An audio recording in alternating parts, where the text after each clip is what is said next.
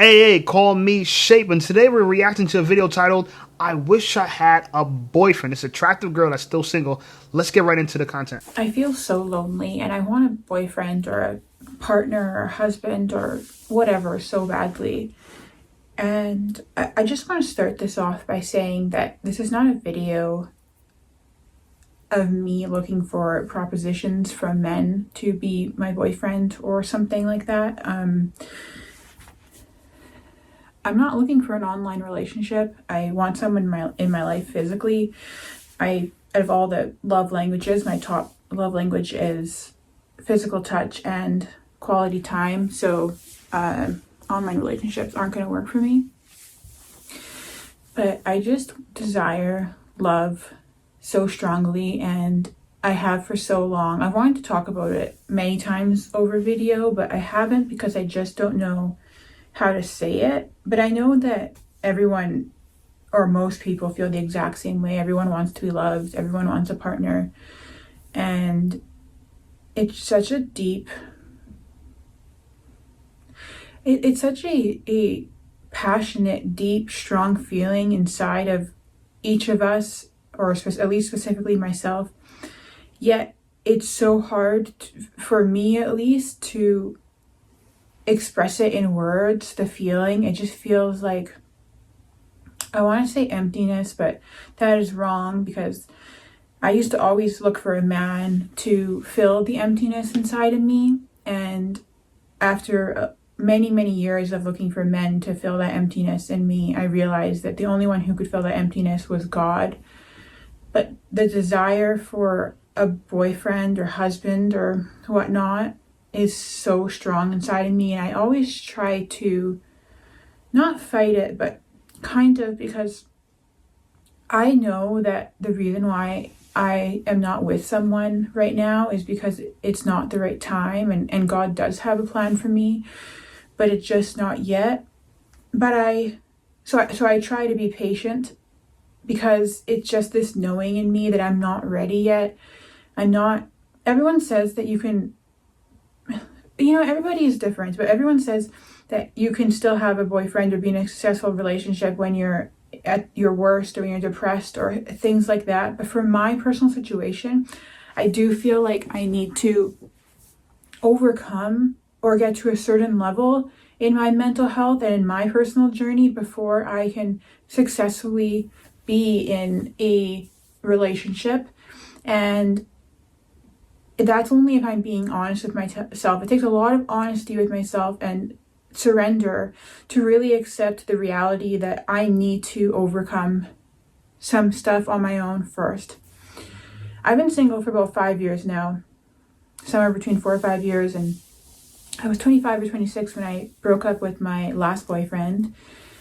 And I made a promise to myself that I would not be in a relationship again for at least 1 year, because my boyfriend and I were together for 2 years and we were very serious. And I had read online somewhere at one point that said something that you need at least half the time of your relationship before of being single after it ends before you go into the next one. It's not some sort of arbitrary number like that, but it did make sense. And that was a big deal to me. I was like, okay, I'm going to take a whole year, because prior to that, whenever I was in between boyfriends, I only had 2, but I was constantly on dating apps, constantly.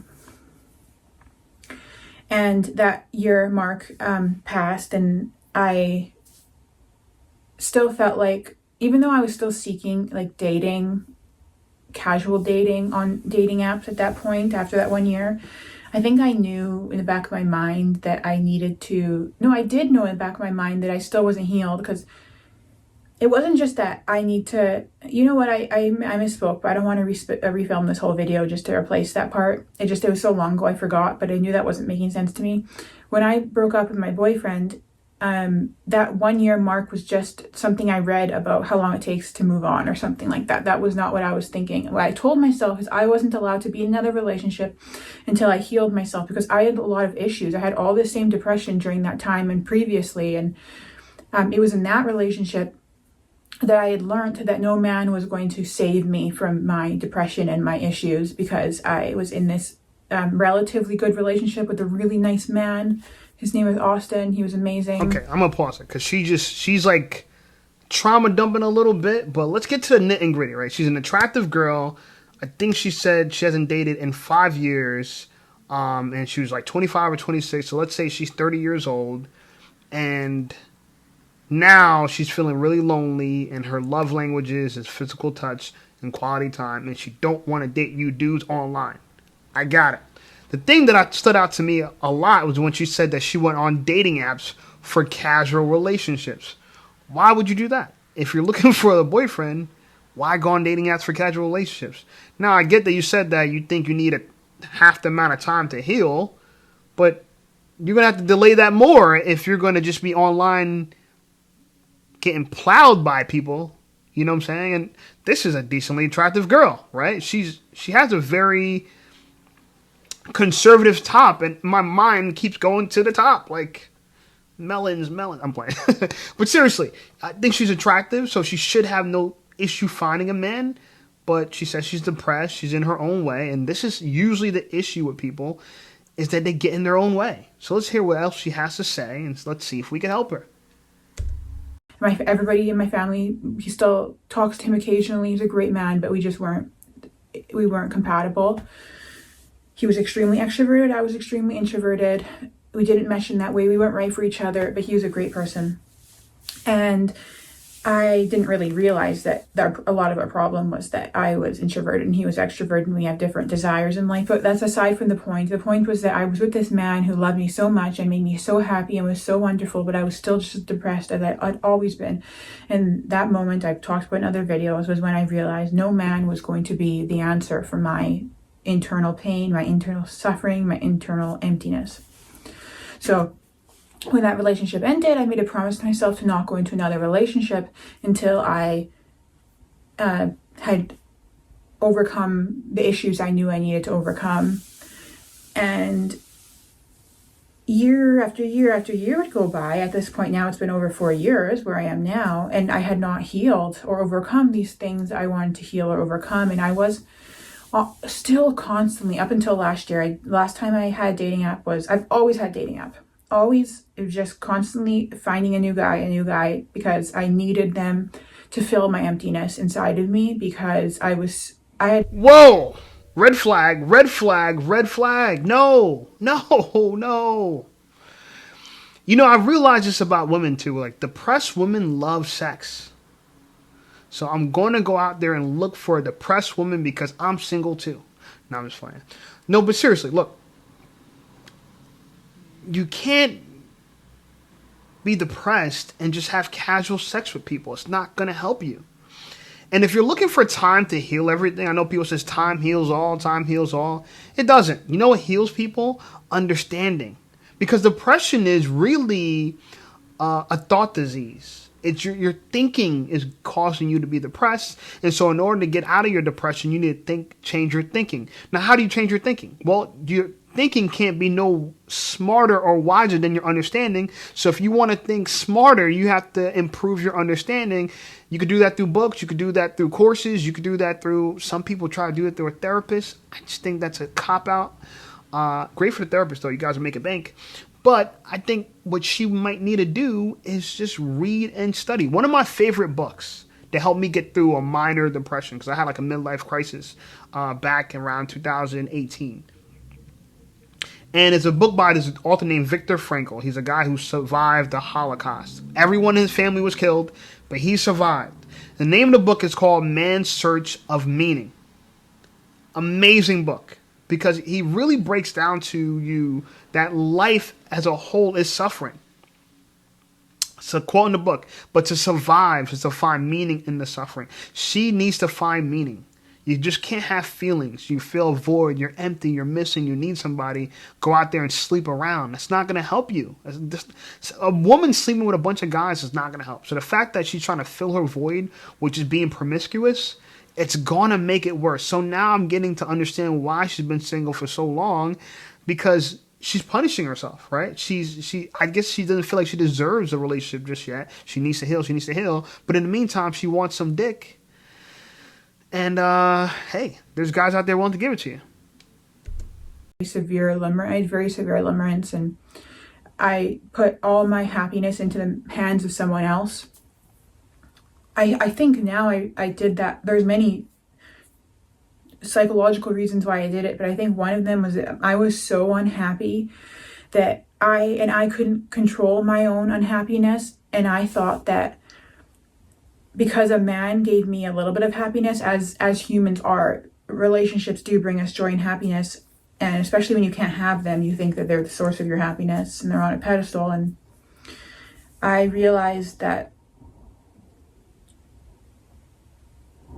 sorry, I totally lost my train of thought. It was kind of important, this realization that I had. But I realized that wow, I can't believe I'm blanking. I don't usually do this. I was using, sorry, I'm trying to like trigger this thought back. I think it was easier for me to obsess and love and yearn after a man, because then I could tell myself that the reason why I wasn't happy is because I didn't have him. It's like this, each man, whatever man it was at the time, it could just change. Like I'd usually like be obsessed with man for like a year or so, and then eventually move on to the next one when that didn't work out. I would think that if I had him, I would be happy. And I think I used it as an excuse to put my own happiness in the hands of someone else. Because when I put my own happiness in my own hands, I wasn't able to be happy. And so I didn't know what to do. So at least if I put my happiness in someone else's hands, I don't know. It's kind of a whole other video. Yeah, it doesn't make sense. It doesn't, and it's not true. Okay, happiness is not an external phenomenon. It's an internal phenomenon, and it just goes to show you could have a man in your life, but you said he was a great guy. Your family loved him. You loved him, but you're introverted and he's extroverted, and you thought that was a big deal. I'm gonna tell you, that's not a big deal. Honestly, that might have been a good thing. That you're the introverted and he's extroverted. He could be outgoing, but you want to stay at home and just be to yourself. I think he had a good deal. So whoever that guy is, you might want to revisit that guy. That might be the guy for you. Listen, none of this is easy. I'm not trying to shame her, and we're gonna keep these things entertaining. It is YouTube, and you guys gotta enjoy the video. But I think this is gonna be a teachable moment for many people. That if you're dealing with feeling happy and trying to look for happiness, look at Will Smith and Jada Pinkett. Jada Pinkett, Will couldn't make her happy. She tried to find August Alsina and make her happy. That couldn't make her happy. Other men that she might have been with couldn't make her happy. No one can make you happy. Only you can make yourself happy. Okay? And honestly, until you figure that out, which is one thing you got correct, until you figure that out, you're only going to be misery to everybody else. It's sad. It's unfortunate. And honestly, we can't help you. I can't change you and make you happy. I can't get inside your brain and say, understand this thing about life so you'll be happy. But the one thing I will say this is to you. You need to try to improve your understanding of happiness as a whole. And it won't just occur to you. Right? The reason why I love to read and I love to study, because there's a lot of concepts and ideas I would never just think of. They're not my brainchilds. Other people who have lived life have came across some of the same issues and challenges that we've had, and they found solutions for it. Look at the Stoics in ancient Greece. They found a lot of solutions for it. So I love to read about Socrates. I love to read about a lot of these ancient philosophers because they have a lot of great information about life. I'm trying to think of some of the, I said Socrates. I don't know if Socrates is included in that. But there's a lot of great thinkers in the past, and unless you read about them, you don't know they exist. And you could take their wisdom and adopt it into your life. But I know people say, oh, you're book smart, I'm street smart, da-da-da-da. That's bullshit, okay? You can't learn everything on a first-hand account. You just can't. None of us can, okay? We have to work with each other. We have to learn from each other. So the thing about this, here's an attractive girl, right? Looks like she's pretty fit, very busty. Shout out to her. That's not a bad thing. Curly hair, beautiful eyes. She's attractive. By all means, she should have a boyfriend. But looks are not enough when it comes to women. You have to have up here. I tell people all the time, you date a woman for up here first, then the appearance second. You can't date appearance first and then the brain second. Because usually if you have an issue up here, no one can fix it but yourself. What did Bob Marley say? Emancipate yourself from mental slavery. No one but ourselves can free ourselves from our mind. Something like that, Only we can free ourselves. And so, my advice to her, and I don't know if she's going to watch this video, but I am going to tag her video in the description below. So if you want to go check her out and send her some love, let her know Call Me Shape sent you, right? And listen, don't be mean to her. Be nice to her. She seems like a wonderful girl, but she fell in the trap that a lot of people fall into about the meaning of life, understanding life. It's a hard thing. And I've been there too. I'm going to be honest with you. I've been there too. I didn't know, I didn't understand something. I didn't know what was my purpose, what to do. And it was a mental drain, man. I was really partially depressed. And so I understand what she's going through. And the worst part about it is because she's attractive, we sit back and say, damn, you have like, all you need is just this part and you'll be fine. But that's the hardest part. Up here is the hardest part. And so I'm probably going to do a collaboration with Audible at some point. But until I do that collaboration, I suggest people get Audible. It's an easy way to listen to books and learn some great information from the past. Get Audible and read some books that are recommended best reads. From men, I suggest the Stoicism, Becoming Stoic.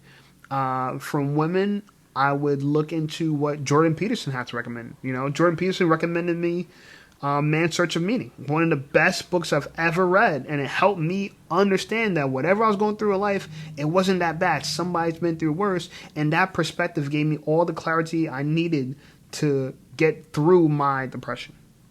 Okay. Anyway, that's my video. I hope you liked the video. Subscribe to the channel blowing up. I appreciate you guys.